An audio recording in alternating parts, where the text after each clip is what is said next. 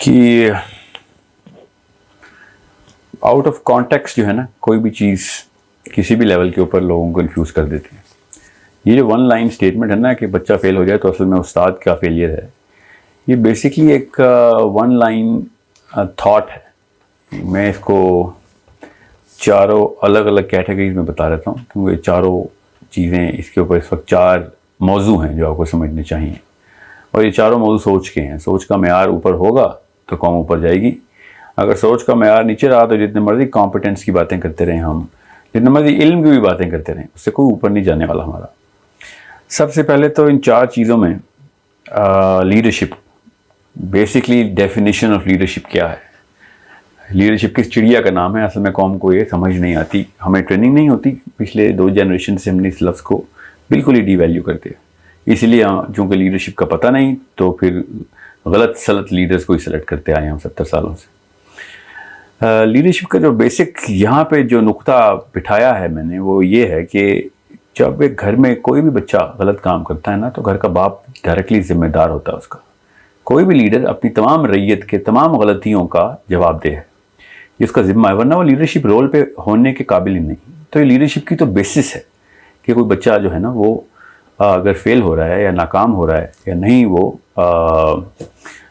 उस सतह पे आ रहा, तो ये लीडर का कसूर है, इसमें बच्चे का कसूर नहीं है। दूसरा जो खाना है जिसके अंदर आपने सोच को लेकर जाना है, वो बेसिकली उस्ताद का मकसद और मतलब है। अब उस्ताद जो है उसकी डेफिनेशन इतनी हमने कमर्शलाइज करके चेंज कर दी है, और उसी तरीके से हमने इसको ज़मीन पर रगड़ दिया कि आप बच्चा भी उस्ताद या टीचर बनने के खिलाफ हो गया। उस्ताद का बेसिक मतलब क्या है, ये इररेलेवेंट ऑफ लीडरशिप भी पता होना चाहिए हमें। एक बंदे को मैं आपको इसको थोड़ा सा हाफजा अगर हमारा ज़्यादा हो तो आपको खुद पता होगा कि ज़्यादा अरसा नहीं हुआ कि उस्ताद होना असल में ज़िंदगी के मकासद का एक हिस्सा था। लोगों के लोग मुफ्त में उस्ताद होते थे, ज़रिया माश उनका कोई और होता था, और बाय चॉइस उस्ताद बनते थे वो। और सारी जो उनकी जो ट्यूटलेज थी, जो उनके जो प्यूपल्स होते थे, जो उनके स्टूडेंट्स होते थे, वो जब अरसा गुजार लेते थे कि जब वो फारिग तहसील होंगे उस उस्ताद से, तो उनकी ज़िंदगी के तमाम तर मामलात उस उस्ताद के ज़िम्मे आते थे। उन बच्चों की नाकामियाँ, उनके किसी भी किस्म के गलत जो फेल थे, उससे उस्ताद को शर्मिंदगी होती थी। वो पैसे कहीं और से कमाता था और उस्ताद होने को अपनी ज़िंदगी का मिशन समझता था। ये उस्ताद हज़ारों साल से ऐसे साथ रहे हमारे। जब से ये कैपिटलिज्म का दौर आया है तो हमने ये उस्ताद का सारा मतलब ही बदल दिया। तीसरी जो खाना इसमें आपने ज़रूर खोलना है सोच का, वो बेसिक कॉन्ट्रैक्ट है, अहद। बेसिक कॉन्ट्रैक्ट की पासदारी, अहद की जो पासदारी है, उसमें कोई रॉकेट साइंस नहीं, कॉमन सेंस है कि जो कॉन्ट्रैक्ट आपने किया है वो पूरा करना है आपने। उसमें कौन सी कोई अजीबोगरीब सी बात है। अगर आप एक गाड़ी के मैकेनिक को भी बुलाएं ना, और वो आपकी गाड़ी को देख के कहे ना यहाँ ये काम मैं ठीक कर लूंगा, और वो ठीक ना कर सके, तो एक मैकेनिक के अंदर भी, जो बगैर किसी स्कूल को भी जाता ही नहीं है स्कूल, उसके अंदर भी सेंस होती है कि मैं इस बात के पैसे नहीं ले सकता आपसे, क्योंकि ये मुझसे काम नहीं हुआ। आप मैकडॉनल्ड्स या KFC जाएं और बर्गर खराब मिल जाए ना, तो उसके वो पैसे नहीं लेते आपसे। जब आप एक एक्सप्लिसिट ऐलान करते हैं, और इतना बड़ा ऐलान और वादा करते हैं, और A ग्रेड्स के पोस्टर लगाए होते हैं तमाम स्कूल्स ने, गली मोहल्ला के स्कूल ने भी और इंटरनेशनल चेन्स ने भी, कि इतने % A ग्रेड्स हम लेके देते हैं अपने बच्चों को, तो ये एक इम्प्लिसिट ऑफर होती है कि जो भी इंसान आएगा उसके साथ हम ये वाले स्टैंडर्ड्स के ऊपर आपको ट्रीट करेंगे। ये कॉन्ट्रैक्ट होता है। अब इस बिना के ऊपर तो माँ बाप को कोर्ट जाना चाहिए लिटरली, कि इन्होंने हमसे वादा किस चीज का किया था, और साल के एंड में कहते हैं कि आपका बच्चा इस काबिल नहीं है। You should be refunding the fees of the people. उन बच्चों की फीस वापस करनी चाहिए आपको as school holder, as teachers, के ये अब हमसे नहीं आपका बच्चा हैंडल हो सका, जो भी वजह थी उसकी। अभी मैं आता हूं माँ बाप के ऊपर, मगर एज माँ बाप तो नहीं कॉन्ट्रैक्ट किया ना, उन्होंने तो कोई बैनर नहीं लगाया, एडवर्टाइजमेंट लगाई होती घरों के बाहर, स्कूल ने लगाए होते हैं। बेसिक कॉन्ट्रैक्ट है ये आपका, ये बेसिक अहद किया, वादा करते हैं आप माँ बाप के साथ। फिर जब स्कूल टीचर की बारी आती है तो उसके ऊपर ये तीनों तकाजे लगते हैं, लीडरशिप का भी, उस्ताद के तमाम रमूज उसके अंदर पूरे के पूरे शामिल करें, और ये कॉन्ट्रैक्चुअल ऑब्लिगेशन आपकी पूरी होनी जरूरी है एज ए टीचर। आपको घर की रखवाली के लिए जिम्मा लगाया गया है तो घर की एक एक चीज आपके जिम्मे में आती है। जब एक रेवड़ की निगहबानी के लिए किसी को भेजते हैं तो एक एक भेड़ काउंट होती है, फिर को ये नहीं होता कि 99% वापस लेके आया। एक पायलट जब जहाज को लैंड करवाने के लिए टेक ऑफ करवाता है तो ये कॉन्ट्रैक्ट नहीं करता कि 95% जहाजों पैसेंजर्स को मैं पहुंचाऊंगा। ये हो ही नहीं सकता कि आपके इम्प्लिसिट कॉन्ट्रैक्ट के अंदर ये बात as a regular basic understanding माँ बाप के पास ना जाते हो। ये बड़ा आसान सा तरीका बता रहा हूं आपको कि जितने % बच्चे जो ए ग्रेड लगा के फिरते हैं ना अपने स्कूल्स अपने सामने, जितने % बच्चे ए ग्रेड पे ना आए, समझ लें 20% नहीं आए, तो इनको 20% फीस पूरे स्कूल की रिफंड करनी चाहिए कि हमसे ये वादा पूरा नहीं हुआ। और फेल होने वाले बच्चे को तो पूरी तरह रिफंड करना चाहिए आपके कि मुझसे हैंडल नहीं हुआ। ये साल तक आप उसको रगड़ते रहे, उसके बाद आपने बताया, उस वक्त के तो कोई कॉम्पेंसेशन है ही नहीं ना, जो साल पूरा जाया किया आपने उस बच्चे का। ये तो 5-5, 6-6 साल रगड़ रहे होते हैं, 10-10 साल रगड़ते हैं बच्चे को, मुश्किल से बेरली ही, और मतलब मैं क्या इस तफसील में जाऊं। It's a very basic thing. और जो चौथा खाना है जो आपने सवाल किया ना कि अंबिया के भी, हज़रत नूह के भी कुछ ही फॉलोअर्स थे और अंबिया के भी पूरी की पूरी कौमें तो फॉलो नहीं करती। एक कॉन्सेप्ट है उसको ट्यूटलेज कहते हैं। ये इतना बेसिक कॉन्सेप्ट है, मैं बहुत हैरान होता हूं कि ये क्रिश्चियंस के अंदर ये बीमारी नहीं आई, यहूदियों के अंदर तो बिल्कुल भी नहीं आई, ये सिर्फ मुसलमानों के अंदर बीमारी आई है कि अपनी किताब के बारे में कोई भी कमेंट करने के लिए इल्म की जरूरत नहीं रखी हमने। मतलब आइंस्टाइन की थ्योरी को रिफ्यूट करते हुए तो कोई मुसलमान नहीं चीखो पुकार करता क्योंकि साइंस नहीं पता होती। मतलब केमिस्ट्री की चीजें नहीं पता तो चुप, फिजिक्स की चीजें नहीं पता तो चुप, मगर इस्लाम की चीजें नहीं पता तो इतना बड़ा मुंह खोल लेते हैं हम कि जी वो इस्लाम में ऐसे नहीं है। There is a basic concept, बगैर इल्म रखे इस्लाम को किसी भी स्टिपुलेशन को इन्वोक नहीं कर सकते हम। मैं आपको वो स्टिपुलेशन बताता हूं। पहली बात तो अंबिया के ट्यूटलेज के ऊपर ऐसे कैजुअल कमेंट नहीं कर देते होते, ये बहुत बड़ी बेअदबी होती है। अंबिया के ट्यूटलेज में 100% रिजल्ट रहे हैं। जितने भी लोग जिसको प्रीचिंग और टीचिंग का फर्क नहीं पता वो कमेंट ना करे इस तरह के। प्रीचिंग के ऊपर हिदायत का कॉन्सेप्ट है, अल्लाह ने कहा है वो मैं खुद दूंगा जिसको मैंने चाहूं। मगर tutelage is not preaching, tutelage is teaching. अल्लाह ताला के नबी अलैहि सलाम ने कहा कि मेरे तमाम सहाबा सितारों की मानंद हैं, जिसका भी पीछा करोगे पहुंच जाओगे। इसका क्या मतलब है कि जिस बंदे को अल्लाह के नबी अलैहि सलाम ने ट्यूटलेज में लिया था उसकी गारंटी प्रॉफेट सल्लल्लाहु अलैहि वसल्लम भी खुद भी दे रहे थे, और उम्मत को जितने भी हम इल्म के कारनामे सहाबा ने दिखाए वो हमारे सामने हैं।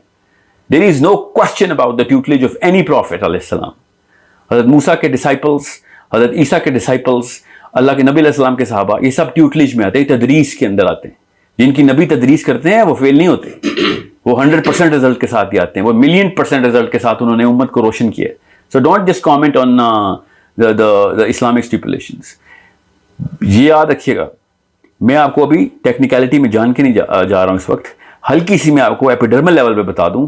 इसको जामे उल कलमी कहते हैं, ये एक टेक्निकल वर्ड है। जामे उल कलमी का मतलब होता है कि अल्लाह ताला का फलसफा ही नहीं क्लियर लोगों को। अगर लोग समझ रहे हैं कि अंबिया भी नाउज़ुबिल्लाह 100% रिजल्ट नहीं देके आए। जामे उल कलमी होती यह है, जवामे उल कलम, अल्लाह के नबी अलैहि सलाम ने खुद अपने बारे में भी इरशाद फरमाया कि जवामे उल कलमी है क्या कि मैं किसी भी बंदे को, बच्चे को, कोई भी टीचर दुनिया का, कोई भी इंसान जो गैर नबी हो, वो जब किसी भी बंदे को ट्रू कॉन्सेप्ट भी समझाता है ना, तो वो अपनी अंडरस्टैंडिंग दूसरे के बंदे के दिमाग के ऊपर आया करता है, और उसके बीच में जो भी ब्रिज बनता है उसमें कमी कोताही रह सकती है। कॉमन सेंस की बात है। मैं कुछ समझाऊंगा आपको, आपका दिमाग अपने बैकग्राउंड से कोई पिक्चर निकालेगा, मैसेज कुछ और होगा, पहुंचेगा कुछ और। ये आम इंसानों की कम्युनिकेशन का ब्रिज है, ये कॉमन सेंस है। अगर इस ब्रिज के ऊपर डिपेंडेंट अल्लाह की हिदायत नीचे आती तो फिर तो अल्लाह ताला ने ही खियानत कर दी थी। नाउज़ुबिल्लाह, नाउज़ुबिल्लाह। अल्लाह ताला अपने अंबिया को जामे उल कलमी के थ्रू प्रीचिंग की और टीचिंग की बात करते हैं कि जब अल्लाह ताला के नबी अलैहि सलाम की ट्यूटलेज में कोई बंदा आ जाएगा तो कोई ऐसी कसर नहीं रह सकती। एक नबी जब कलाम कर रहा होता है तो कोई ऐसी कसर नहीं रह सकती कि जो पिक्चर नबी अलैहि सलाम के जहन में है वही एज इज पहुंचानी अल्लाह ताला का ये काम है, वरना वो अल्लाह ताला का पैगाम पहुंचाया ही नहीं नबी अलैहिस्सलाम ने, या किसी भी नबी ने।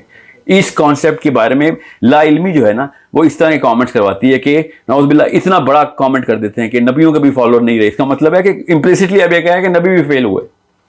सो ट्यूटलेज को, टीचिंग को प्रीचिंग से मिक्स ना करें। प्रीचिंग हिदायत का कॉन्सेप्ट है और टीचिंग तदरीस का कॉन्सेप्ट है। ये बहुत बेसिक्स हैं। ये लीडरशिप के किसी और ही पेडेस्टल पे होते हैं अंबिया। ऐसे रिलीजन को ना इन्वोक कर लिया करें।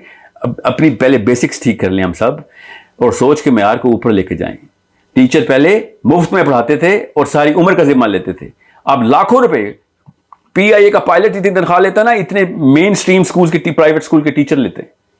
किसी पायलट से कहें ना 85% बंदे पहुंचा दो खाली, तो लग पता जाएगा आपको, कोई बैठेगा जहाज में। ये इतना बड़ा कॉन्ट्रैक्ट करते हैं आप, और रिफंड भी नहीं करते उनको कि यार you know what, it's my failure, at least accept the blame कि टीचर का कसूर है इस पे। So there is a lot more to the picture. ऐसे नहीं हम कह सकते कि वो लोगों के बच्चे ही खराब हैं। अल्लाह ताला ने जिस स्टेट के ऊपर ब्रेन को बनाया है वो पहले समझे। Most of the teacher, and I know all educationist should listen to this, most of the teachers have absolutely no idea of the human psychology, let alone child psychology and child upbringing of the brain stem in the systems. So machine का manual हाथ में देते नहीं है, और वो machine के अंदर फिर सारे के सारे कार्रवाई करने के लिए बच्चों को भेज देते हैं। तो टीचर ने वही करना है, फिर इल्जाम माँ बाप के ऊपर डाल देते हैं। माँ बाप ने नहीं कहा था कि हमारे पास बच्चे भेजो, हमने उनसे कहा था हमारे पास बच्चे भेजो। हम इस बात की प्रॉपर फीस ले रहे हैं, आपसे पैसे लेके कॉन्ट्रैक्ट कर रहे हैं। So understand the concept in totality before putting anything के मल्टीपल रीजन होते हैं इसके अंदर और भी बड़े मसाइल होते हैं। आपने जिम्मा क्यों लिया अगर आपको इतने मल्टीपल रीजन? पुलिस वाले पता रिश्वत किस बेस पे लेते हैं कि महंगाई बहुत है। मल्टीपल रीजन है हमारे पास रिश्वत लेने के। बुराई के हजारों मल्टीपल रीजन होते हैं। लीडरशिप के पीछे कोई रीजनिंग नहीं होती। लीडरशिप के पीछे प्लेज होता है कि if I can not do it I won't do it, but if I can I will not take every single bits of responsibility, every mistake of the group or the family or the company. Every single mistake is the mistake of or ownership of leadership. This is how technical and how grave this concept of leadership. यहाँ पे तो हर गली में अब बंदा leader बनने की कोशिश कर रहे हैं ना। ये पार्लियामेंट हाउस हम 70 साल से पता इन नाहलों में क्यों भर रहे हैं? बिकॉज माँ बाप ट्रेनिंग ही नहीं देते लीडरशिप की, बेसिक्स ही नहीं बताते। अभी मैं सिर्फ बेसिक्स की बात बता रहा हूँ। I hope everything is clear about why I said कि कोई एक बच्चा फेल होता है, उस्ताद फेल हो रहा होता है। असल में लेकिन इससे एक और दिमाग में सवाल पैदा होता है कि इस टाइम पे जो क्लास है, एक क्लास में एक टीचर 2 या 3 या 4 स्टूडेंट्स को नहीं पढ़ा रहा होता। उस कुछ कभी कभी स्ट्रेंथ 30 भी होती है, 50 भी होती है, 100 भी होती है। तो वो सबको इंडिविजुअली तो इतना टाइम नहीं दे सकता। तो फिर उस बात की फीस क्यों लेता हो? नहीं तो जब टाइम नहीं, आप मुझे बताएं, आप अपने बच्चों को स्कूल लेके जाते हैं और स्कूल आपसे कहे ना कि हमारे पास 50 बंदे हैं, हम आपको फोकस नहीं दे सकेंगे इसलिए हम आपसे कम फीस ले लेते हैं। कभी ऐसा हुआ है? वो उस फोकस की फीस लेते हैं कि हम आपसे फुल फोकस करेंगे। आज कोई भी स्कूल ऐसा नहीं बचा जो इस फोकस को अपने बैनर पे लगा के ना बैठा हो। बोलते ही हैं कि हमने क्लासरूम का साइज श्रिंक किया ताकि फुल फोकस कर सकें। अगर आप फुल फोकस के बाद भी बच्चा पास नहीं कर सकते, पास की बात तो मैं पास फेल की तरह मैं जाना भी नहीं चाहता। लेकिन 3 चीजें जरूरी हैं उस्ताद के अंदर, बच्चे के अंदर डालना। एक इल्म, एक शऊर और एक काबिलियत। ये तीनों है। अगर इल्म और शऊर को इकट्ठा कर लें, 4th डिग्री होती है किरदार की। किरदार का तो कोई लफ्ज ही नहीं है ना स्कूलों में, बोला ही नहीं जाता, लेट अलोन कि उसके ऊपर कोई कुरिकुलम लिखा जाए। ठीक है, शऊर, काबिलियत और किरदार, इल्म को मैं शऊर के अंदर ही रख रहा हूं इस वक्त। ये तीनों चीजें नहीं करे तो उस्ताद किस बात के लिए आप? ये आपने इंस्टीट्यूट कैसे खोल लिया, दीवारें खड़ी कैसे कर ली आपने स्कूल की? मैं अपने सवाल को थोड़ा सा रिफ्रेश करूंगा। मैं आपको दोबारा से रिफ्रेश करके आंसर देता हूं। अगर 50 बच्चे हैं या 30 बच्चे हैं, if you are actually taking money for it and pledging कि we are going to put all the focus on every child, then you cannot say कि बच्चे ज्यादा हैं तो मैं इतना फोकस नहीं कर सका।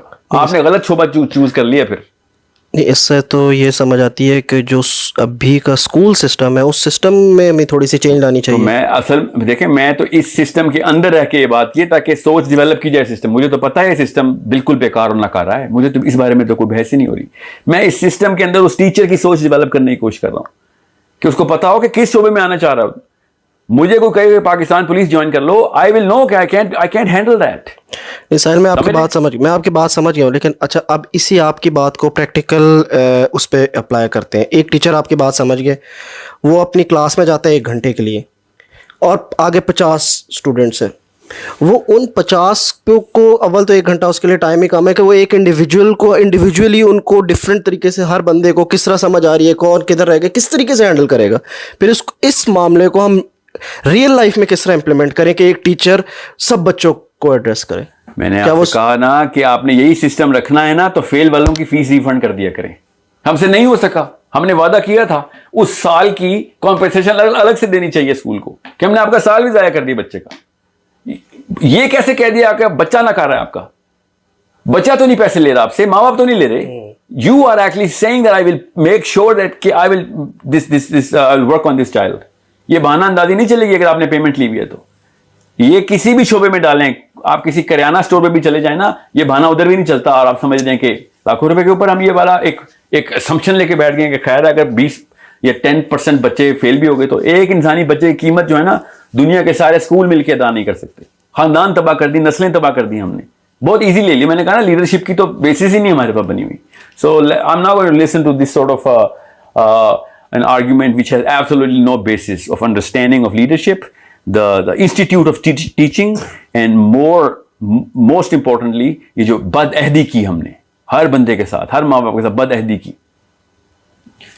आपके जवाब से ये अंदाज़ा हो रहा है कि इसका मतलब है कि इस टाइम की अगर मैं बात करूं तो सारे टीचर्स जो कि पे ले रहे हैं वो ख़यानत कर रहे हैं। Well, if they're not living up to this standard, तो फिर उस्ताद का तो मतलब ही नहीं समझ आया ना उनको। समझ रहे हैं? ये आम शोबा नहीं है, अंबिया का शोबा है ये खानदानों की और नस्लों की डेवलपमेंट का शोबा है। ये मैं फिर बता दूं, इसे रेगुलर स्टेटमेंट जो कि हर दफा मैं बोलता हूं, a teacher is as good as his worst student. College का मेरिट कैसे बनाते हैं आपको पता है ना? जो सबसे कम बच्चे का स्कोर का बच्चा हम हायर करते हैं ना, इंडक्ट करते हैं कॉलेज में, वो मेरिट होता है कॉलेज का, कि इससे कम नहीं रखा हमने। ठीक है?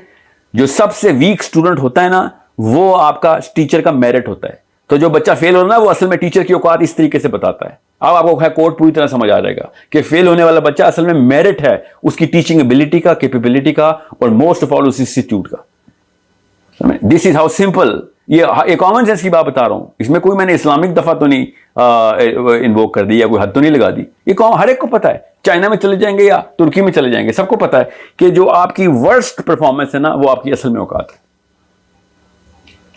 किसी एथलीट को भी ले लेना, तब भी हम ऐसे ही करते हैं। राइटर को ले लेना, तब भी ऐसे ही देखते हैं। Writer is as good as his worst book. A leader hence a leader is as good as his weakest element. जो उसकी फैमिली का वीकेस्ट एलिमेंट है, वो बाप की औकात है। जो स्कूल का वीकेस्ट बच्चा है, वो स्कूल की औकात है। ऐसे निकालने की कोशिश करते हैं कि बस फेल करके उसको निकाल दो। इस स्टैंडर्ड के ऊपर तो चिड़ियाघर में भी ना वो मैनेजर नहीं रखते होते कि जिन्होंने जानवरों का ख्याल रखना होता है। इस मेरिट के ऊपर वो भी कहते हैं 100% रिजल्ट चाहिए हमें, हर जानवर की देखभाल करोगे। यहां पे स्कूल के अंदर हमने खुली छुट्टी दे दी कि जब इंसानों की बारी आई है तो कोई बात नहीं, 20% बच्चे खैर है, बेशक फारिग भी हो जाए तो। Sorry, this is not how it's gonna work. This is the least, मतलब ऐसे स्टैंडर्ड्स पे ही फिर कौमें तबाह होती हैं। This is how we as teachers have lost our respect in the society. कोई भी इंसान स्कूल टीचर क्यों नहीं बनना चाहता? बिकॉज हमारे स्टैंडर्ड्स इस तरह के हो चुके हैं। इन बेसिस के ऊपर गलत को गलत माने और सही को सही माने। मैं ये नहीं कह रहा हूं कि सारे टीचर ऐसे हैं, मैंने ऐसे ऐसे अजीम टीचर देखे हैं पाकिस्तान में। मैं स्कूल के साथ बहुत कनेक्टेड हूं, स्पेशली विमेन इस अज़म के साथ आई हुई है कि किसी बच्चे को छोड़ेंगे नहीं हम, हर बच्चे को अपने बच्चे से ज्यादा ट्रीटमेंट दे रही। मुझे पता है, मगर आटे में नमक के बराबर है। स्टैंडर्ड्स बनाने पड़ेंगे हमें, अपने बच्चों के अंदर स्टैंडर्ड्स बनाने पड़ेंगे। ऐसे नहीं, ऐसे करके कोई सिस्टम चेंज नहीं होता। You are going to put the standards in your children so that they would want to become teachers when they grow up, and these are the standards that have invited millions of people to do the right thing. और सब के सब, मैं अपने शोबे से बता रहा हूं, ऐसे ऐसे लोग जब अपनी जिंदगी का पर्पस ढूंढते तो सबसे पहले टीचिंग में आते हैं कि लोगों को सिखाएं। इतना आसान नहीं है टीचिंग करना, इसके पीछे बहुत बड़ा मकसद है, इसके पीछे बहुत बड़ी काविश, इसके पीछे बहुत बड़ा अज़म चाहिए होता है, वरना तो 1000 रीजन हैं टीचिंग छोड़ने के। ठीक है? Money is not the pivot on which you going to put this profession on. Sorry. अच्छा, इस स्कूलों में जिन बच्चों का कॉन्फिडेंस शेक कर दिया जाता है और ये बताया जाता है कि आप काफ़ी पीछे हैं, नालायक हैं, आप रिपीट करें, ये ऐसे बच्चों को क्या फिर इसी स्कूल में बार बार डालना चाहिए या उनको किसी तरीके से ट्यूशन्स में डालना चाहिए या घर में उनकी खुद देखिए, पाकिस्तान में बढ़ती हुई ट्यूशन एकेडमीज जो है ना, ये तमाम स्कूल्स के ऊपर it's a slap on the face on all the educational institutes. As a reaction, tuition academies are flourishing. It is not a rocket science concept. Schools में अगर काम हो रहा होता तो ट्यूशन एकेडमीज बंद हो रही होती। ट्यूशन एकेडमीज लाखों रुपए ले रहे हैं ए लेवल्स, ओ लेवल्स के जो ट्यूशन पढ़ाते हैं। देयर सेलिब्रिटीज, पूछें इन सबसे, आप में पूछें ये क्यों सेलिब्रिटीज बन गए हैं। एक टीचर 3-4 लाख रुपए ले रहा है, किस बेस पे? क्योंकि वो स्कूल काम नहीं कर रहा। ये समझ लें कि गवर्नमेंट हॉस्पिटल्स काम नहीं ना किए थे तो प्राइवेट प्रैक्टिस डॉक्टर्स की चमक गई थी, चांदी होगी ना डॉक्टर्स की, क्योंकि गवर्नमेंट हॉस्पिटल्स में काम नहीं करते। वो भी 2 नंबर डॉक्टर्स अपने पेशेंट्स को आप अपने क्लिनिक में राउट करते हैं। हर जगह पे ऐसी 2 नंबर ना, बेसिक लीडरशिप नहीं पढ़ाई जाती, बच्चों को सिखाया नहीं जाता कि उसूल हैं क्या। गालियां नवाज शरीफ, इमरान खान को देते हैं और खुद घरों के अंदर वही काम कर रहे होते हैं अपने बच्चों के साथ। So this is a very, इसमें हम कोई यहूदी साजिश नहीं है इसके अंदर, ये हमारी अम्मी की और हमारे अब्बू की साजिश है। इसके अलावा कोई बंदा जिम्मेदार नहीं है। अपने बच्चों के साथ सिंसियर नहीं है आप, फिर किस कौम की बातें करते हैं। सब झंडा लगाने की जरूरत किसने की है, जिसको कौम का कॉन्सेप्ट ही नहीं समझ आया।